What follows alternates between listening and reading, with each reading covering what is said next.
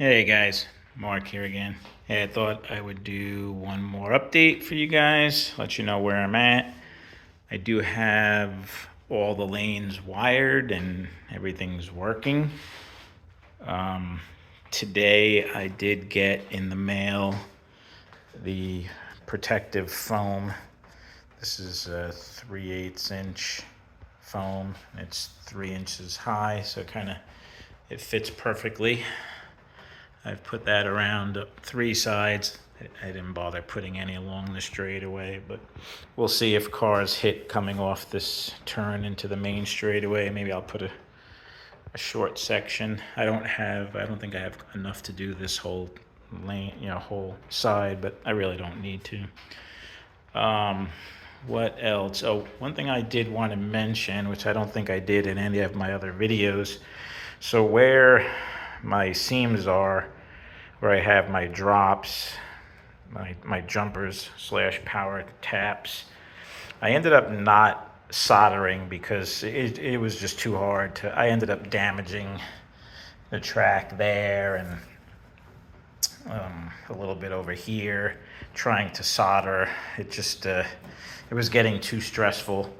So I tried Viper's other method, which is you bend the tap.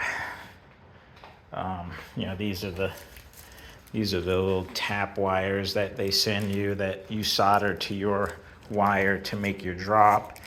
And next to this bigger hole, there's a small hole.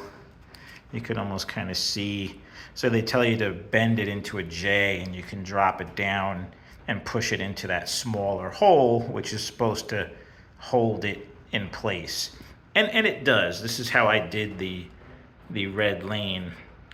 Though what I ended up doing for the blue and yellow lane, which I like better, because if you hit this from underneath, you can make that pop out without too much trouble. It's not really, even though I have good continuity, I measured with my meter, it is good continuity.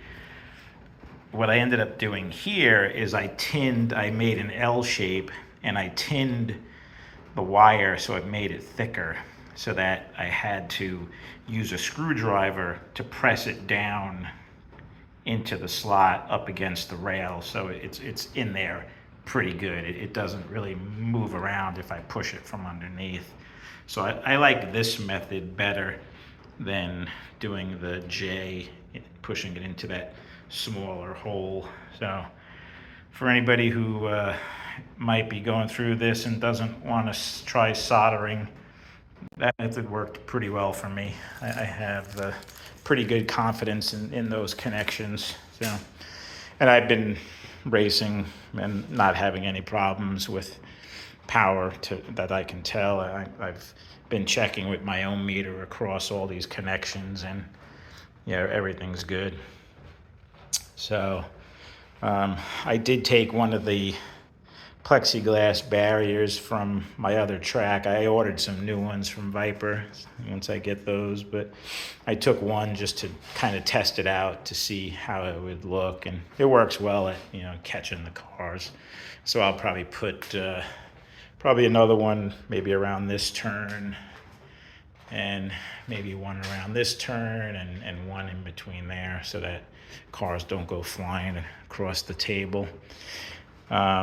Now, as far as wiring, I used just this simple wiring diagram. This is the same method this is actually off of Viper's site. This is the same method they use to wire their track.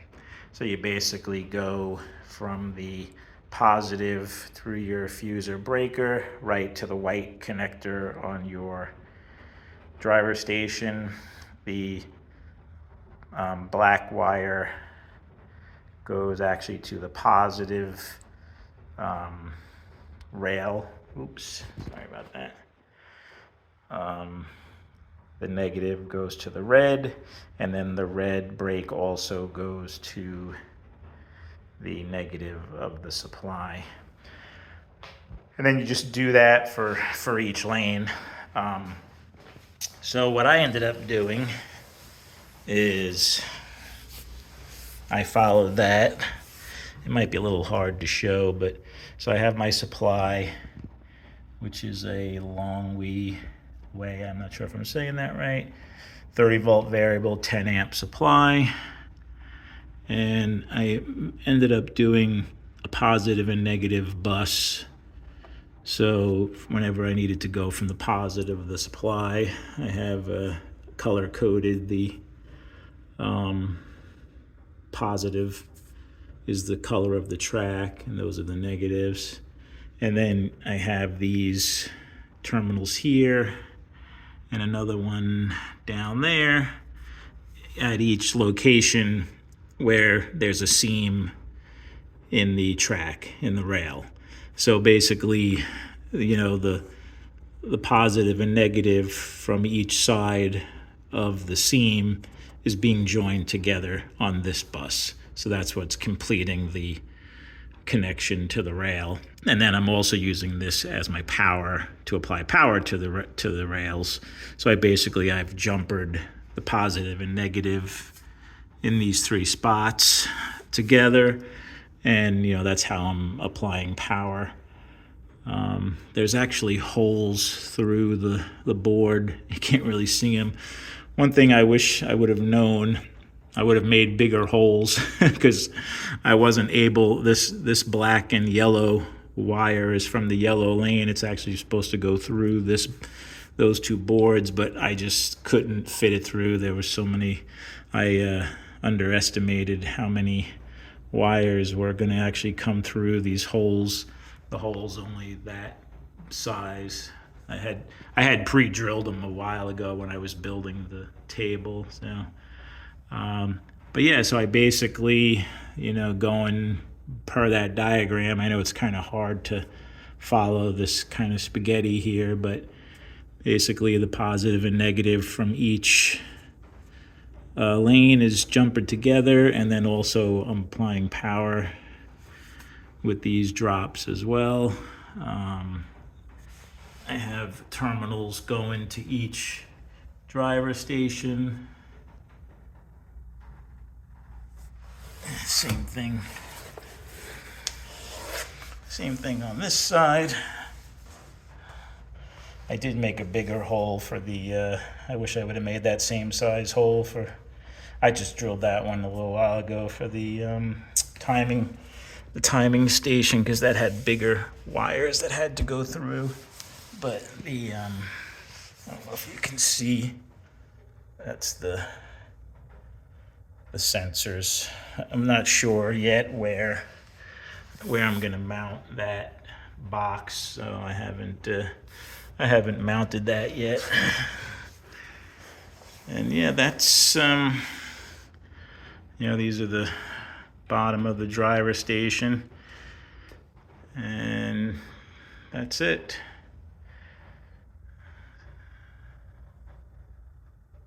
Not the prettiest, but it works. I know what's what. That's the important thing. And yeah, that's it. So track is fully operational and everything's working pretty well. Pretty happy with everything. Actually, my wife and daughter, once my wife gets home from work, they said they wanted to do some racing tonight, so gonna actually have my first little race. We'll get the timing system going and we'll do some racing. I've been playing around with different cars, my older Magna Traction cars.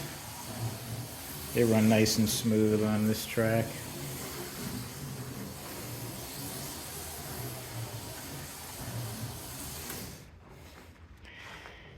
Big difference from the blazing fast Viper cars.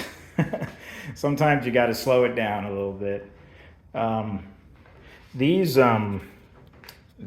what were these called? These resin bodies. They didn't work so great for me. They're a little too loose on the chassis, and one minor crash and the body goes flying off. So I'm not quite sure if I'm even gonna end up using them, but I gave it a try. But yeah, that's it. That's where we're at. Pretty much done with the build. happy that it's done, and gonna start enjoying the track. My little old AFX track here is not too happy. She's like, "You don't love me anymore."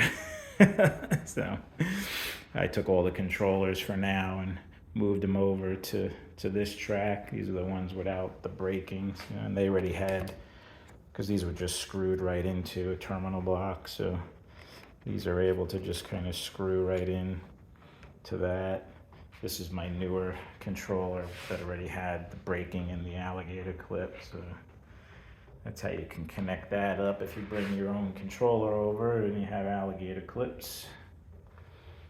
And I don't know, I might get some new controllers so I could have 4 on each track, but we'll see. I'm not really sure what I'm gonna do with my AFX track yet, but my wife wants me to keep it up for now, so we'll see. I might end up taking it down, just putting it back in the box for now, and so I can gain back my workbench space here. That would be nice to have 2 workbenches, but we'll see. I don't know. I don't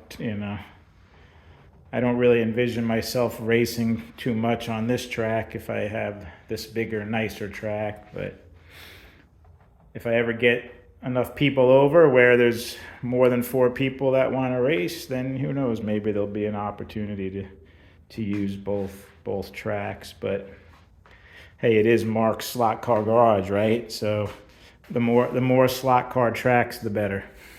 All right, guys, that's it for now. Hope everyone's doing well. Appreciate everybody checking out the video and all your support. Thanks, guys. Bye.